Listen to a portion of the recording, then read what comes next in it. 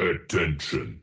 Registration is now open for the Middle States Commission on Higher Education 2024 Annual Conference, Protecting the Future, Champions for Higher Education, December 11th through 13th, 2024 in Philadelphia, Pennsylvania.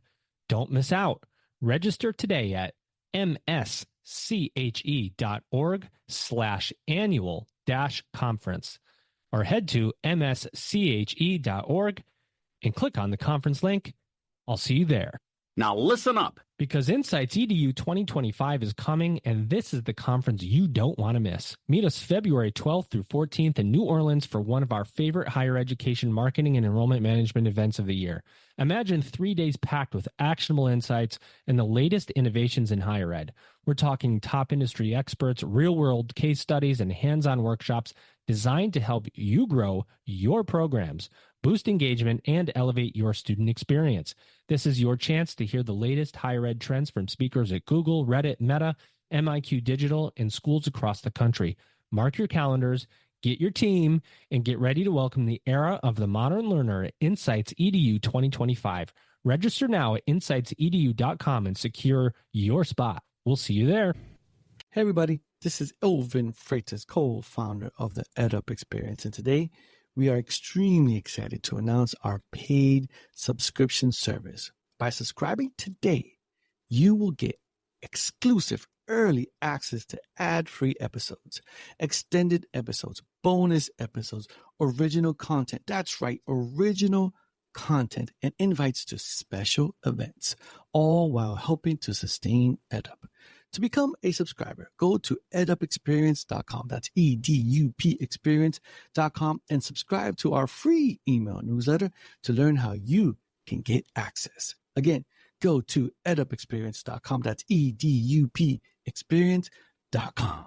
Welcome back, everybody. It's your time to EdUp on the EdUp Experience podcast, where we make education your business. This is your special guest host, me, Dr. Lori Shanderson, and I'm normally the host of EdUp Accreditation, but I'm taking some time off today to speak to Dr. Marta Yera Cronin. Did I pronounce that correctly, Dr. Cronin? You did. Thank you. And she is the president of Delaware County Community College. And this is as recently as of 2023. So welcome and thank you for joining us. Thank you. Now, based on the bio that I have, I know that you started last June. You're the 5th president since the school was founded 55 years ago, and you are the 2nd woman and the 1st Latina to lead the college. So congratulations on all of those milestones. Thank you. My background data shows that you are a respected higher education administrator, first-generation college student, born to immigrant parents, and you have over 30 years of experience in education. You served at community colleges for more than 2 decades. And at Delaware County Community College, there are 16,000 students. So that's quite an impressive number. When you were at Indian State College, you served on several Florida Department of Education committees and advisory groups as a Florida delegate for the American Association of Colleges for Teacher Education and on the American Association of Colleges Commissions on Small and Rural Colleges. And I'd like to mention these things that I pulled out from so many other things that I could mention, because I think it helps our listeners understand who you are and the level of expertise you bring to this conversation and your ability to speak about the things that I'm going to ask about. And among the many awards and recognitions that you received includes over a 30-year career, but in education, you're a Phi Theta Kappa International Distinguished Advisor. You received that award, and a League for Innovation in the Community College Innovation of the Year Award. And again, I think that's significant because we know that there's a certain space for community colleges. They serve a population of students that have different types of needs than other types of institutions. And to be recognized to be excellent in those spaces, I think is important. And again, calls upon the credibility of us to have this discussion today. So again, thank you for joining us. I appreciate that. Thanks. So to get us started, here's my first question. So as a first-generation college student, and of course the first Latina president at Delaware County, how has your personal background influenced your approach to leadership and your priorities for the institution? So for me, when I was in Florida, I was a VP of Academic Affairs, and I became part of this Leadership Fellows program for Latinos that's sponsored by the AACC, National Community College Hispanic Council. So I never thought that I would ever be a president. It never crossed my mind, right? But then being a first-generation college student and being a Latina and noticing that there were so few of us at these levels, knowing that this is one of the fastest-growing populations coming to colleges, I kind of eventually felt that it was like a social responsibility, right? So we were assigned a mentor. My mentor said, hey, there's this presidency opening up in Oregon. So I had never been to Oregon. I was from New York, living in Florida. So I went over to Oregon to become the first Latina president and the only one to date in the state at Columbia Gorge Community College, because for me, they had just become an HSI, and I felt that they needed kind of to have that example and to have, students come to me after graduation wanting me to meet their grandparents and all these generations because I'm a Latina just like them. It's just super cool. So for me, my personal experiences growing up and raised by a single mother in inner city New York, a place where we didn't have a lot, but those around us didn't either. So I thought I had a great childhood. I was very fortunate that I had people who loved me around me to support me. But knowing that from the time I was young, that education was the ticket out. My mom always would show us, this is what you need to do. In this house, it's God, me, and your teachers in that order, she used to say. And we used to buckle down and study. And that's how we made it out pretty much. And for students who come to us, a lot of them are in similar circumstances. They don't have that kind of, those opportunities. So we need to provide those opportunities. So I was talking recently to someone who said, it's not about geography, it's about intentionality. And I said, you are absolutely right. It's not just this is the population around us. It's what population is near us that we need to pull and to say, hey, I've been in that situation. I know what it's like. You can do it. I can do it. You can do it. Students need to see more of these examples. And I think that's what makes your story very powerful too. New York City, inner city, education was the key, right, to these experiences. And then when I did find myself in these roles, these leadership roles, students from all over, basically from the health sciences, but in other disciplines came to me because it was an example. It's someone who looks like me. It's the ability to say, look, I can do this, and the opportunity. And that's why I think you are very powerful in that space, because who you inspire and who you impact goes far beyond your role as being the president. There's so much more to that, that is a part of that. So in your experience leading Columbia Gorge Community College, you oversaw significant capital projects and secured funding for major initiatives. And so now that you're there at Delaware Community College, how do you plan to leverage that experience to grow, to drive growth and development? So we're in the process of refurbishing an old Catholic high school, which is just 7 miles outside of Philly in an area called Upper Darby. Mm-hmm. The Upper Darby School District claims that over 100 home languages are spoken in their school district. So our point to building that out there and to being right in the middle of the neighborhood is really to be a place where a community center where people can come not just for education and training, but they can come for, to learn English if that's not their first language. They can they can come to an expungement clinic to learn how to, fix their legal problems. Just anything that the community needs. We want to be a community hub. We can never forget that community is part of our title. And it's not just about students who come to us, but it's about everyone at large to get out there and to really use those opportunities. And this, we're planning on opening this building in January of 2026, but we're going to have some programs that we don't have currently that are in need in the area, like hospitality, culinary, and that kind of thing. But a large portion of the building is dedicated to our Center for Equity and Social Justice and to a community center to have a space where people can come and pick up some new skills or just even converge, come together to just have a space to meet and to get to know one another.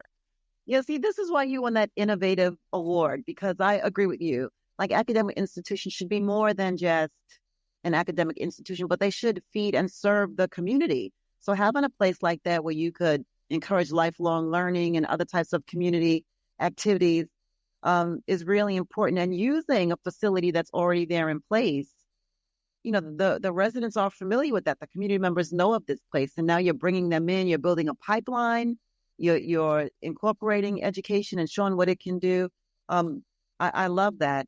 And you mentioned your work with the with the DEI, and I know that you co-chair the Oregon Community Colleges Association, the DEI committee there, but what have been some of the most impactful initiatives around DEI that you've led, and how do you plan to build those experiences into Delaware County Community College? So here, actually, today we had one of these. We have something called Dialogues for Diversity, which is where we have these conversations that are sometimes not easy to have, right? And we invite guests to come in who are maybe experts in these areas and can breach, the topics where some people, are afraid to say anything, where they can broach the topic, right? They can open up the conversation and get things flowing.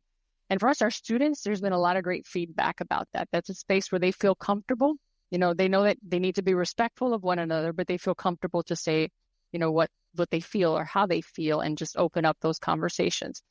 And for us, that's been a really big part of our programming here, and getting students involved on campus to really get them having these conversations that people tend to avoid, which is never really helpful, right? That just makes the situation worse if there's a situation where we're not wanting to talk about it and bring it out into the open. But really just exposing students to those kinds of things is what really matters. And at Columbia Gorge, when I got there, we were, I think, 27% Latino. By the time I left, we were up to 32%. And it was really just about getting on that Spanish radio, right? Talking to the parents, because a lot of these cultures, Latinos being one of them, if you can get to the parents, you can get to the children or the students, because they want to know that their child or their family member is going to be supported if they come to you looking for an education or training or whatever. So to provide them that comfort, that level of comfort, getting out there and talking to them, especially when you can kind of speak their language, that's helpful. It's been an advantage in that regard.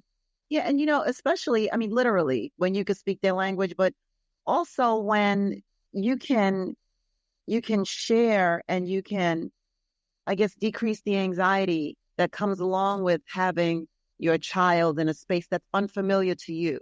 What is this going to look like? How are they going to be supported? What resources will be available? So I totally understand that.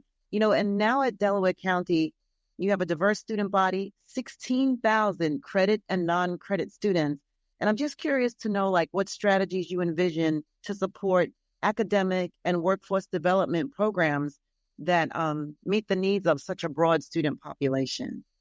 So just under 50% of our students are first generation students. So we have a center for first generation students where there are a lot of resources that are there to make sure that any gaps, including clothing, we have a huge resource center where they can get laptops, they can get textbooks, they can get food, just all sorts of things that help meet the needs that we might not be meeting academically. Of course, we have typical things like tutoring and things of that nature. And we're very big in workforce. So 56% of our students transfer on to college. The rest of them are majority workforce people. They come here for skills that they can just automatically transfer into the workforce. So we have a lot of support systems in place for our students. A lot of these are made possible through grants, right? Because those things are costly, but we're able to have those support systems. Because for me, okay, great, enrollment is up. That's great.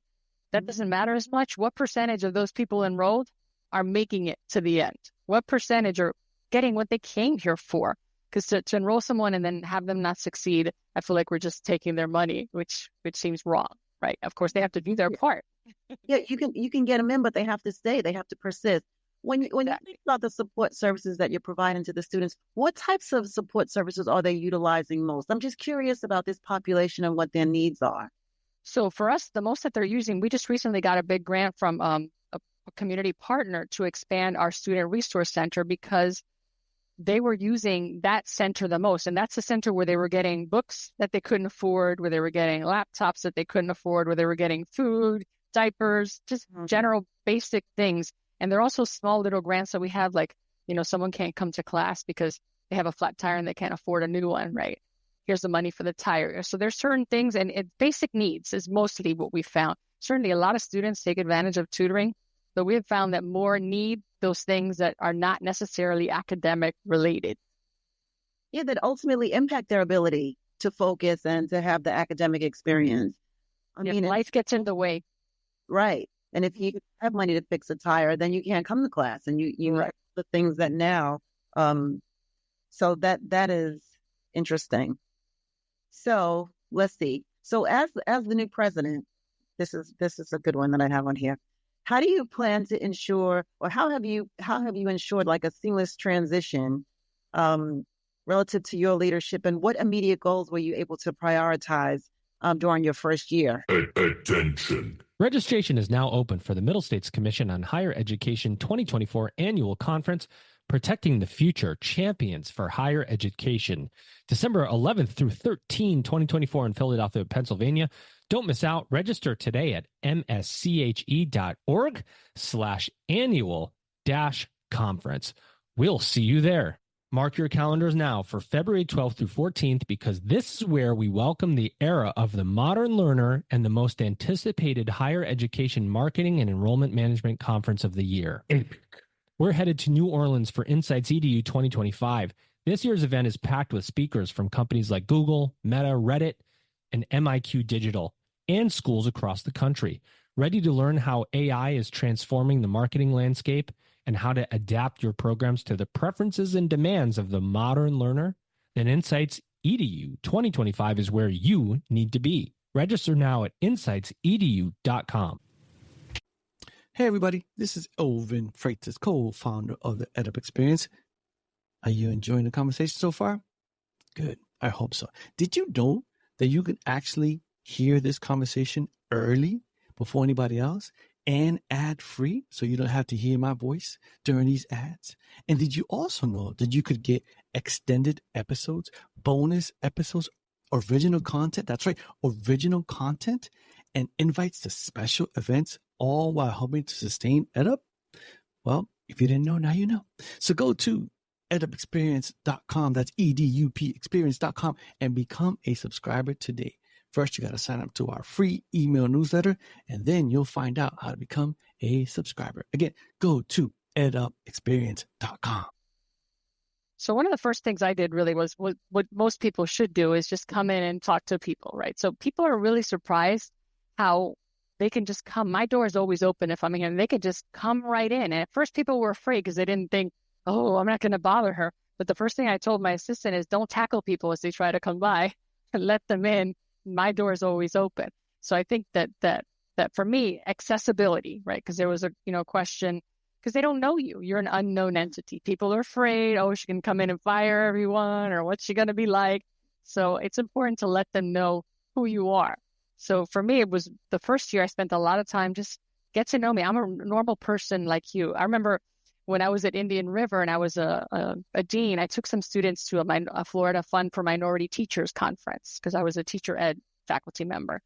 And one of the students one day said to me, you talk just like us. I said, that's because I'm just like you. I'm not one of these professors who feels the need to speak in 13 syllable words. It's just, I am a person like you. I've been like in the situation like you. We've all been through there, and, we can get through this together. So for me, that number one thing was, hey, I'm a real person just like you. And then getting to know the communities. I visited every single superintendent of every school district that we serve. And they're like, this is great. We've never had this kind of conversation. Well, here we go. Let's talk about it. What do you need? What are you not getting? And those kinds of conversations.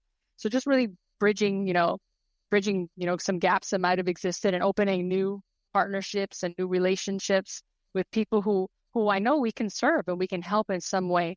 And maybe if you come to us and we can't help you, we can tell you who can, or we can direct you, point you in the right direction. So we want to be the first choice of everything when people think, training or, any kind of, education. Who can we turn to? Turn to us first. And if we can't help you, then we'll send you in the right direction. But I think that we can figure out a way to help people.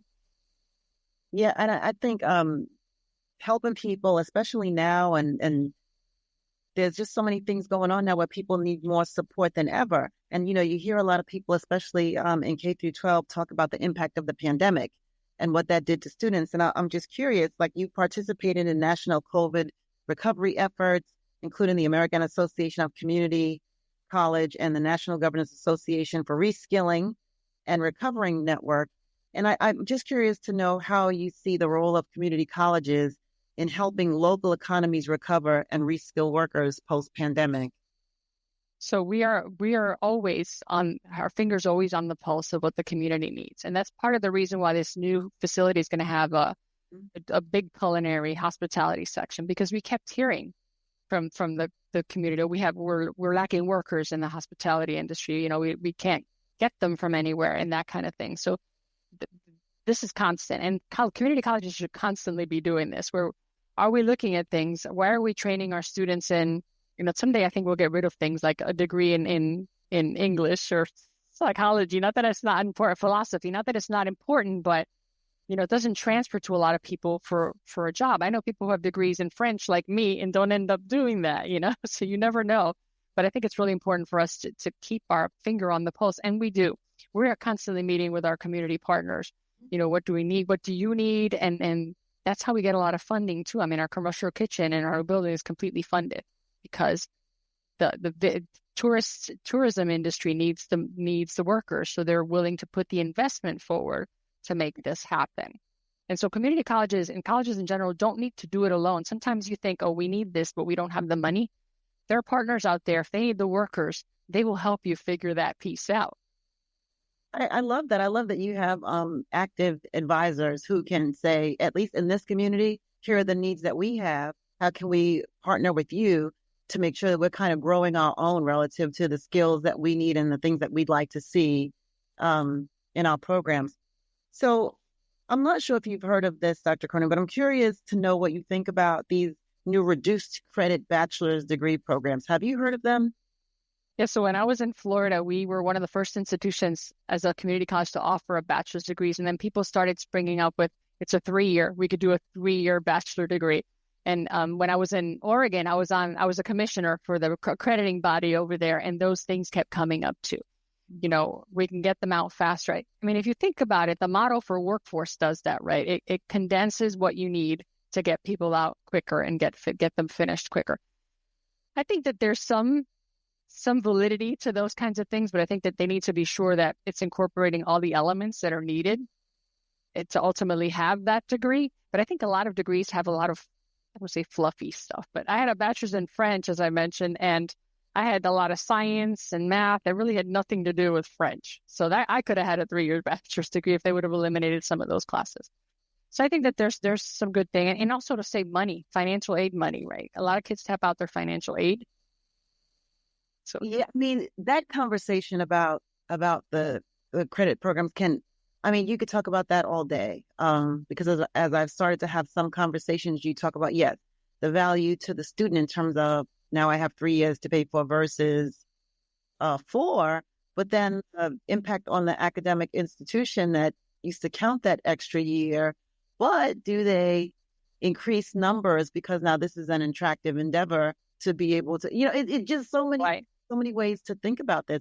But relative to the community college arena, you know, I know with nursing, that was the first place where there was a discussion about the bachelor's degree. And so I'm just curious to see if you have discussions about other disciplines and needing to extend or to offer a bachelor's degree option.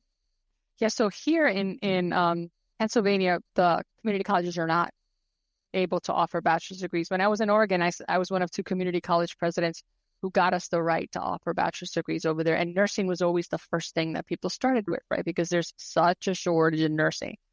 But, you know, when you think about 3-year bachelor's degrees, I don't think you want to consider one in nursing, right? Because you want those people to be prepared as possible to get out there and treat people. But I think that, you know, again, here we don't have that option. So all we can do is transfer to a 4-year institution. We have these great partnerships where they have complete articulation and they go straight through and finish. And we have a concurrent nursing degree with one of our local universities where they're doing both at the same time. So they finish faster, but they're still getting everything that they need in that short amount of time. They're just kind of working double time.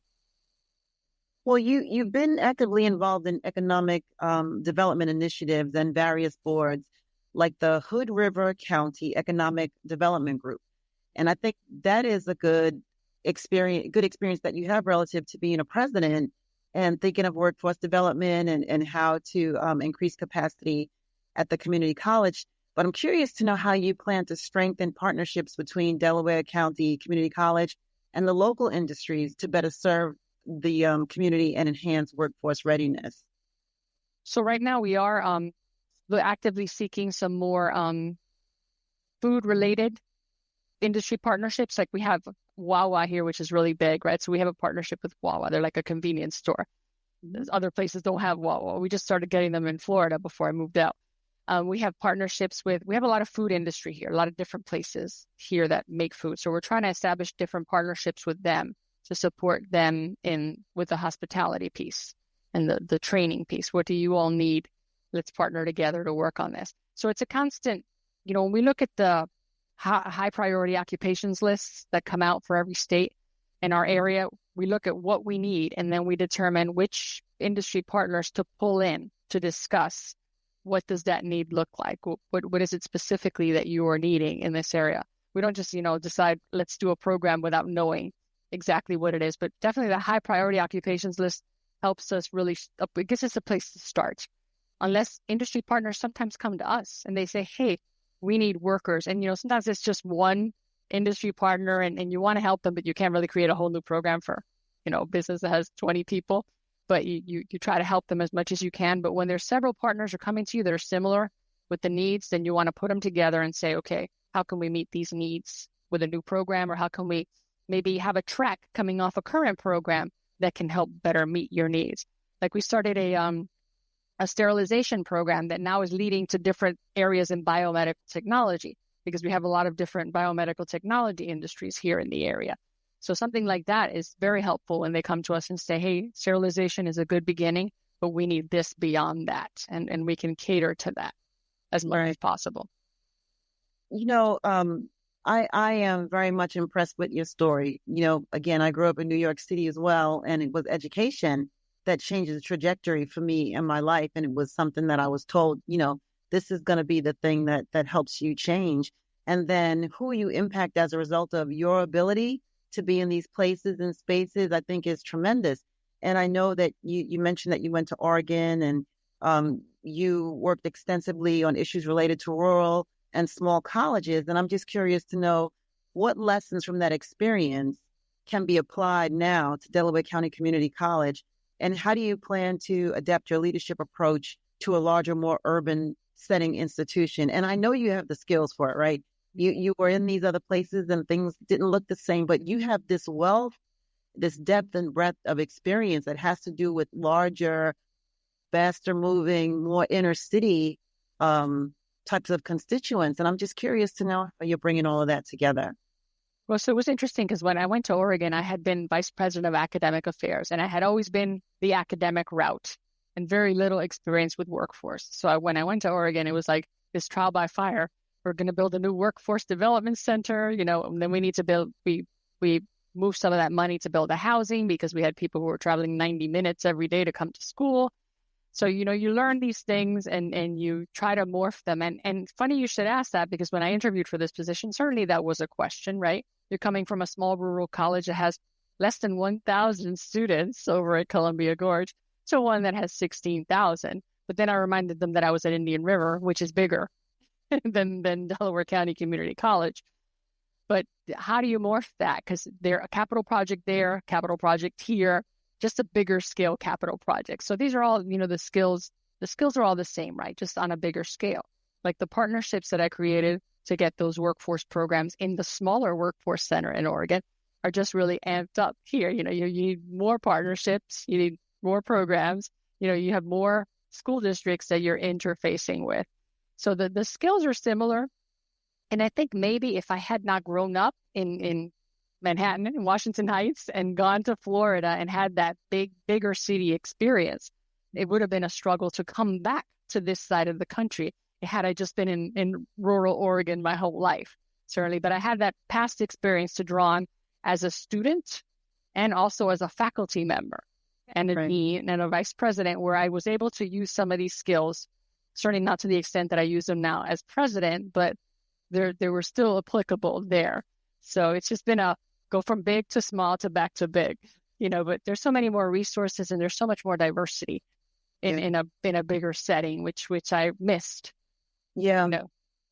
But that also gives you a different skill set. It gives you perspective to look at things in a way that, maybe others who haven't been equally exposed just don't have. I've seen it become such a strength in my life growing up in New York City and just being exposed to diversity of people, of food, of cultures, of of languages, of everything. And even if you work at a place that's not as diverse, all those lessons in knowing how to manage people that are different, all of the respect that you give to people that have different backgrounds, I think is critically important. And as we wrap up, I have one last question that I'd like to ask you. I've totally enjoyed our time today and can't wait to hear from you more again. But I'm curious to know, there are all of these people that you are mentoring that you don't know about right now, all of these students that are looking up to you, all of these faculty members, budding administrators that are looking up to you. What advice would you give them relative to preparation for a role like this? What kind of things can they put in their toolkits right now? So it's funny. I tell my staff all the time, people are watching, whether you think they are or they aren't, they're watching you, and you have to set the example. So for me, it's just I tell people this all the time, don't ever not ask for help if you need help. Set your goal high and don't ever give up. The only one who places limitations on you is yourself. Other people can try, but it only becomes a reality if you allow that to happen, right? So you have to just be the one to move forward and believe that you can do whatever you can do, and it doesn't have to be by yourself. There's nothing wrong with asking for help. Or a lot of us have gotten to places where we are because people gave us an opportunity, or even someone just said the right thing, gave you the right words of encouragement, and that's what got you to the next step. And that's great. So I just really think that too often, I think people self-limit. And it's a shame because they could do so much more if they really just took the time to believe in themselves a little more. Yeah, and recognize the resources in terms of the support that's around you. I think that's hard sometimes when you've been used to not getting it. Sometimes you recognize it when it comes to you. But, thank you so much, Dr. Marta Yera Cronin, for being with us today. Again, for our listeners, she is the president at Delaware County Community College in Upper Darby, Pennsylvania. Pennsylvania, yes. Yeah, a lot of people think Delaware County Community College is in Delaware, but it is not. No, it's Delaware County. That's right. So, correct. Yeah, it was a pleasure talking to you today. Thank you so much. Well, we appreciated having you on the show. And I would just let all of our listeners know, you've just been ed up again. And if you want to know anything and everything about higher education, guess what? You can go to our EdUp Experience platform where we have a podcast on just about everything. We have one on Mandarin. We have a podcast about provost. We have one learning and development, accreditation, hosted by yours truly. I mean, it goes on and on and on. I can't even think of all of them. But I will tell you, we have the market on higher ed and speaking to the best and the brightest, as I did today, in higher education. And wherever you find your podcast is where you should go to find the EdUp Experience podcast. So again, thank you so much for joining us here today, Dr. Cronin. We appreciate having you here and wish you nothing but the best in your endeavor. Thanks so much. Attention. Registration is now open for the Middle States Commission on Higher Education 2024 Annual Conference, Protecting the Future, Champions for Higher Education, December 11th through 13th, 2024 in Philadelphia, Pennsylvania. Don't miss out. Register today at msche.org/annual-conference or head to msche.org and click on the conference link. I'll see you there. Higher ed leaders, ready to level up your marketing and enrollment strategy? Join us at Insights EDU February 12th through 14th in New Orleans. The ultimate higher education marketing and enrollment management conference is here. Take advantage of early bird prices until December 12th. Register now at insightsedu.com. Welcome to the era of the modern learner. Hey, everybody. This is Elvin Freitas, co-founder of the EdUp Experience. Did you enjoy that conversation? I hope you did. Did you know that you can actually hear this conversation early on and ad-free? And you can also hear extended episodes, bonus episodes, original content. That's right, original content, and invites to special events, all while helping to sustain EdUp. Did you know that? Well, if you didn't know, now you know. To become a subscriber, go to edupexperience.com. That's EDUP experience.com to subscribe to our free email newsletter to learn how you can get access. Again, that's edupexperience.com. That's EDUP experience.com.